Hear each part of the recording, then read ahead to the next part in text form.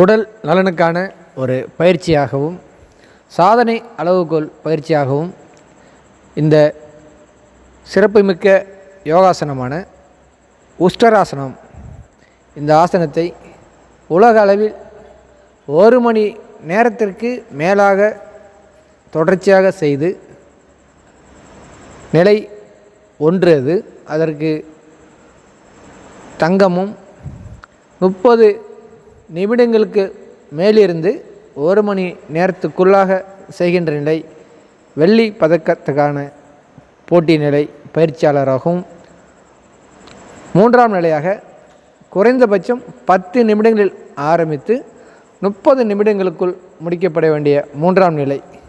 இந்த 3 நிலைகளில் நாம் ஒரு சர்வதேச யோகா போட்டிக்கு கலந்து கொள்ளும் ஒரு வீரராக, ஒரு பயிற்சியாளராக இந்த உஷ்டராசனத்தை நாங்கள் தேர்வு செய்து 3ஆம் நிலையான 30 நிமிடங்கள் தொடர்ச்சியாக இந்த ஆசனத்தை செய்ய வேண்டும் என்ற மாணவர்கள் மத்தியிலே ஒரு போட்டியாகவும், வளரும் இளம் தலைமுறைக்கு யோகா மீது ஆர்வத்தை தூண்டும் விதமாகவும், உடல் நலனுக்கான ஒரு சிறப்புமிக்க பயிற்சியாகவும் இந்த யோகா பயிற்சியை மேற்கொண்டுள்ளோம். நாள்தோறும் நேரம் கிடைக்கும் போதெல்லாம் இந்த ஆசனத்தை நாங்கள் 5லிருந்து 8 நிமிடங்கள் வரை செய்வது உண்டு.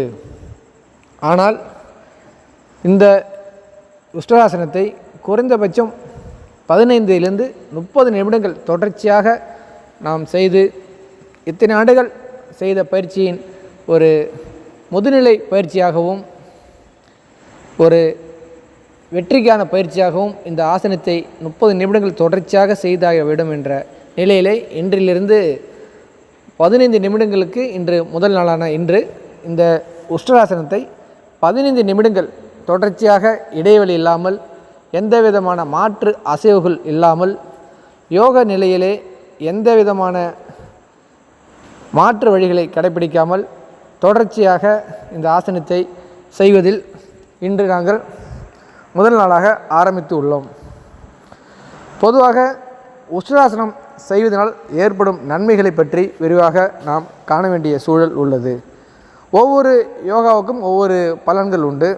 அந்த வகையில் உஷ்டராசனத்தின் முக்கிய பலன்களாக இது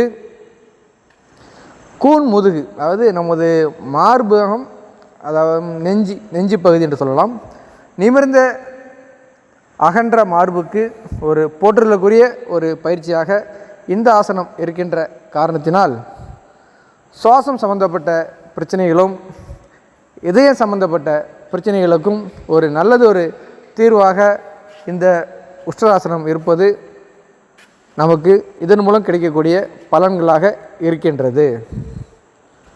சுவாசம் சம்பந்தப்பட்ட என்பது நுரையீரல் சம்பந்தப்பட்ட மற்றும் மூச்சு பயிற்சி சம்பந்தப்பட்ட அனைத்து பயிற்சிகளுக்கும் இந்த பயிற்சியானது நல்லதொரு அற்புத பலன்களை கொடுக்கக்கூடிய ஆசனமாக இந்த உஷ்டராசனம் இருக்கின்றது. அமர்ந்த நிலையில் முட்டி போட்டு 2 கைகளையும் பின்னோக்கி கணுக்கால்களை வளைத்து தொட வேண்டும். நமது பார்வையானது பின்புறம், கண்கள் பின்னோக்கி இருக்க வேண்டும். எந்த சூழலிலும் நமது தண்டுவடம், கழுத்து கண்டிப்பாக முன்னோக்கி குனியக்கூடாது. எந்த நிலையில் இருந்தாலும் இந்த யோகா முடியும் வரை, உங்களுடைய பயிற்சி நேரம் முடியும் வரை உங்களுடைய கழுத்து முழுவதும் கீழ்நோக்கி இருக்க வேண்டும். வளைந்து பின்னோக்கி கீழ்நோக்கி இருத்தல் மிக மிக அவசியம். கண்கள் பின்னோக்கி பார்ப்பது மிக அவசியம். தண்டுவடம் கண்டிப்பாக பின்னோக்கி, அதாவது தண்டுவடத்தின் மேல்மட்ட தண்டுவடம் மேலிருந்து கீழ்நோக்கி இருக்கின்றோம். அதில் முக்கியமாக மேல் நோக்கி இருக்கின்ற தண்டுவடமானது நன்றாக பின்னோக்கி வளைய வேண்டும். இப்படி வளைந்து மூச்சை உள்வாங்கி கால்களில் 2 கணுக்கால்களும் நம்மளுடைய கைகளின் அழுத்தத்தின் காரணமாக இந்த நிலையில் நம்ம தொடர்ச்சியாக இருக்கின்ற போது, முதலில் இந்த ஆசனங்கள் செய்யும் போது ஏற்படுகின்ற பிரச்சனைகள் என்னவென்றால், நமது தொண்டை குழியில் நீர் வறட்சி ஏற்பட்டு நீர் இல்லாமல் ஒரு தாக நிலை ஏற்படும்.